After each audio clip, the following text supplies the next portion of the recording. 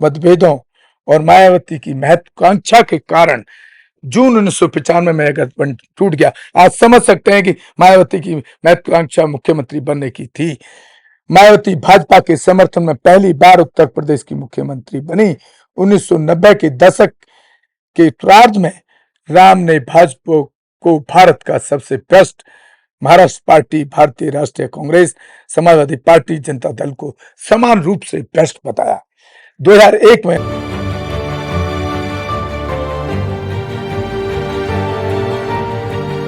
साथियों, जय भीम, जय भारत, जय संविधान। मैं बहुजन दस्तक और कॉन्स्टिट्यूशन चैनल से गौतम रत्ना, और आज हम बात कर रहे हैं साहब काशीराम जी के परिनिर्वाण दिवस जो अभी अभी निकला है। सबसे पहले तो साहब काशीराम जी को मेरा नमन, और मैं उनके बारे में कुछ ऐसे ऐतिहासिक उनकी जीवनी और अपना एक ऐतिहासिक अनुभव आप लोगों को शेयर कर रहा हूँ। मैं 1984 के अंदर साहब काशीराम जी को ज्वाइन किया, और आपको हैरानी होगी कि मैं उस टाइम मात्र 9वीं क्लास में पढ़ता था। मेरी एज रही होगी 16 साल के करीब। काशीराम जी का जन्म 15 मार्च 1934 को रोपड़ जिले, पंजाब, ब्रिटिश भारत में चमार जाति के रामदासिया परिवार में हुआ था। कुछ सूत्रों का कहना है उनका जन्म स्थान पृथ्वीपुर बुंगा गांव था, और अन्य का कहना है ये खवासपुर गांव था।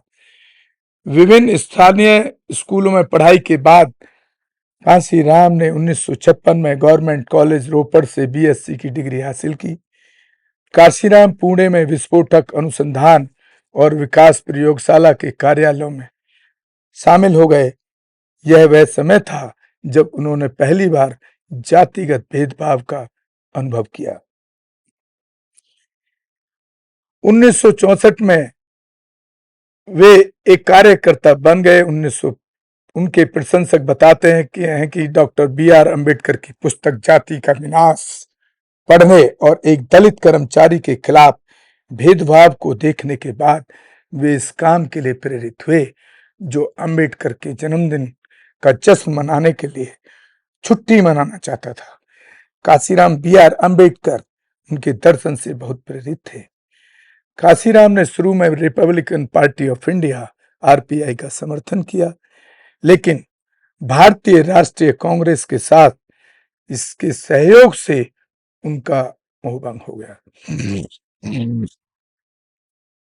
1971 में उन्होंने अखिल भारतीय एसटी ओबीसी अल्पसंख्यक कर्मचारी संघ की स्थापना की, और 1978 में वामसेप बन गया, एक ऐसा संगठन जिसका उद्देश्य अनुसूचित जातियों, अनुसूचित जनजातियों, आदिवासियों, अन्य पिछड़ा वर्गों और अल्पसंख्यकों के शिक्षित सदस्यों को अम्बेडकरवादी सिद्धांतों का समर्थन करने के लिए राजी करना था। वामसेप न तो राजनीतिक था, न ही धार्मिक, न ही इसका कोई उद्देश्य था कि इसे अपने उद्देश्य के लिए आंदोलन करना चाहिए। सूर्यकांत वाग्मोर कहते हैं कि इसने दलितों के बीच उस वर्ग को आकर्षित किया जो तुलनात्मक रूप से समृद्ध था, जो ज्यादातर शहरी क्षेत्रों और छोटे शहरों में सरकारी कर्मचारी के रूप में काम करता था, आंशिक रूप से अपनी अछूत पहचान से अलग था। बाद में 1981 में काशीराम ने दलित शोषित संघर्ष समिति DSS-DS4 या DS4 के नाम से एक और सामाजिक संगठन बनाया। उन्होंने दलित वोट को मजबूत करने का प्रयास किया, और 1984 में उन्होंने बहुजन समाज पार्टी की स्थापना की। उन्होंने अपना पहला चुनाव 1984 में छत्तीसगढ़ की जांजगीर चांपा सीट से लड़ा। बसपा को उत्तर प्रदेश में सफलता मिली।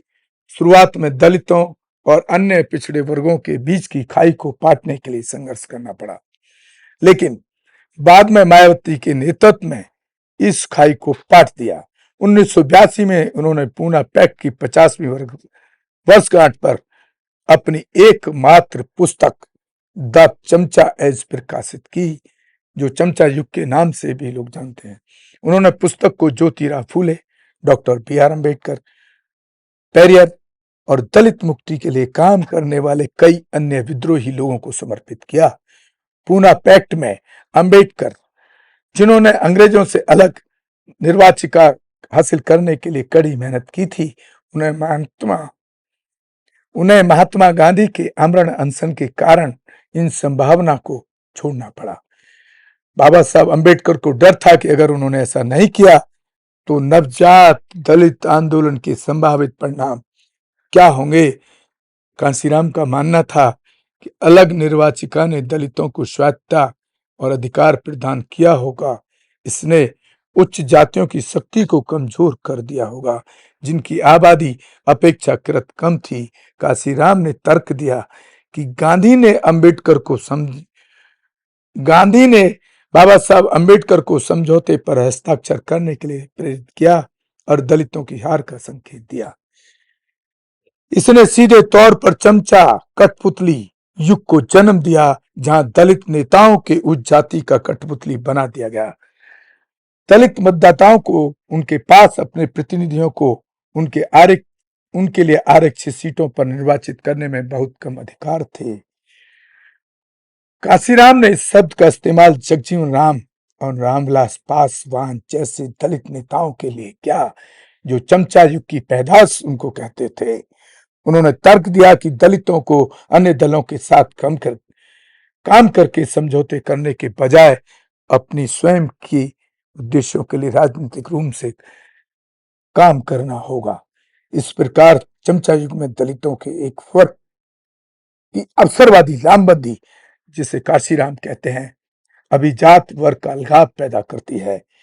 दलित अभिजात वर्ग उत्पीड़ित और शोषित समाज को भुगतान करके इस अलगाव को दूर कर सकता है। बीएसपी बनाने के बाद साहब कांशीराम ने कहा कि पार्टी पहला चुनाव हारने के लिए लड़ेगी, दूसरा चुनाव लोगों को नजरों में आने के लिए और तीसरा चुनाव जीतने के लिए लड़ेगी। 1988 में उन्होंने इलाहाबाद में भावी प्रधानमंत्री वीपी सिंह के खिलाफ चुनाव लड़ा और प्रभावशाली प्रदर्शन किया, लेकिन करीब 70,000 वोटों से हार गए। उन्होंने 1989 में पूर्वी दिल्ली लोकसभा निर्वाचन क्षेत्र से एचकेएल भगत और अमेठी लोकसभा निर्वाचन क्षेत्र राजीव गांधी के खिलाफ चुनाव लड़ा, लेकिन दोनों सीटों पर तीसरे स्थान पर रहे। फिर उन्होंने होशियारपुर से 11वीं लोकसभा 1998 का प्रतिनिधित्व किया। कांशीराम उत्तर प्रदेश के इटावा से भी लोकसभा के सदस्य चुने गए। 1992 में बाबरी मस्जिद के विध्वंस के बाद पिछड़ी और दलित जातियों के बीच एकता बनाकर, और उनका नारा देखिए, मिले मुलायम कांशीराम, हवा में उड़ गए जय श्री राम। आज जो जय श्री राम हावी है, किस तरह से उन्होंने हवा में उड़ा दिया, का लोकप्रिय नारा देकर सांप्रदायिक ताकतों को सत्ता से बाहर रखने के लिए मुलायम सिंह यादव और कांशीराम ने हाथ मिलाया।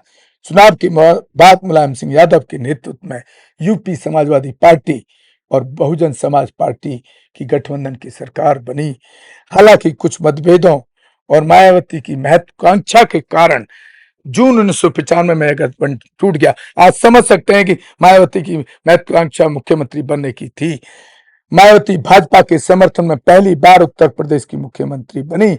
1990 के दशक के उत्तरार्ध में राम ने भाजपा को भारत का सबसे भ्रष्ट, महाराष्ट्र पार्टी, भारतीय राष्ट्रीय कांग्रेस, समाजवादी पार्टी, जनता दल को समान रूप से भ्रष्ट बताया। 2001 में उन्होंने मायावती को अपना उत्तराधिकारी घोषित किया। तो साथियों, यहां पर मैं एक चीज और आपको बता रहा हूं। जो यूपी की सरकार 2 कारणों के कारण गिरी थी, जिस घटना पर, ये 1994 की घटना है, दोना कांड। एक इलाहाबाद के अंदर एक दोना गांव है, जहां पे एक महिला को निर्वस्त्र पूरे गांव के सामने घुमाया गया था।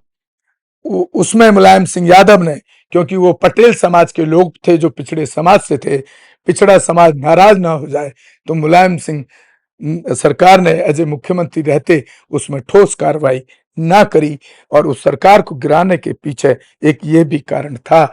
और दूसरा कारण आप सुन चुके हैं कि जो बहन कुमारी मायावती जी हैं, उनको मुख्यमंत्री बनने की महत्वाकांक्षा की वजह से भी, ये 2 बड़े कारणों की वजह से साहब काशीराम जी को वो सरकार गिरानी पड़ी।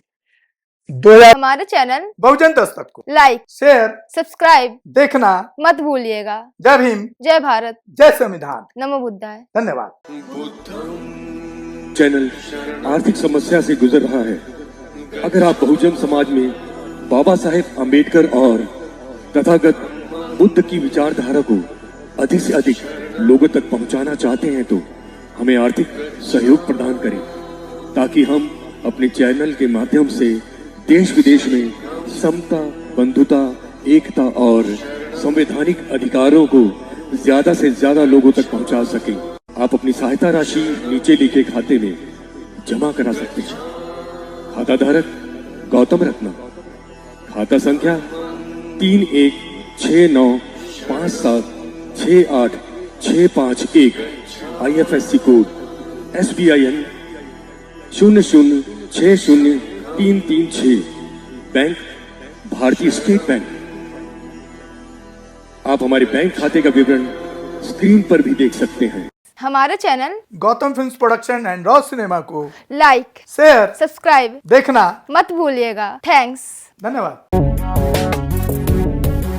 मैं गौतम रत्ना गौतम फिल्म्स प्रोडक्शन में आपका स्वागत करता हूँ। आप हमारे प्रोडक्शन हाउस के अंदर अपना कैरियर बना सकते हैं as a film director, as a producer and actor and actress and editor and cinematographer also. और अगर आपको फिल्म से रिलेटेड कुछ भी प्रोजेक्ट आपको बनवाना है तो हमारे पास में पूरा सेटअप है, जिसमें फिल्म कैमरा है, शूटिंग लाइट्स है और एडिटिंग है।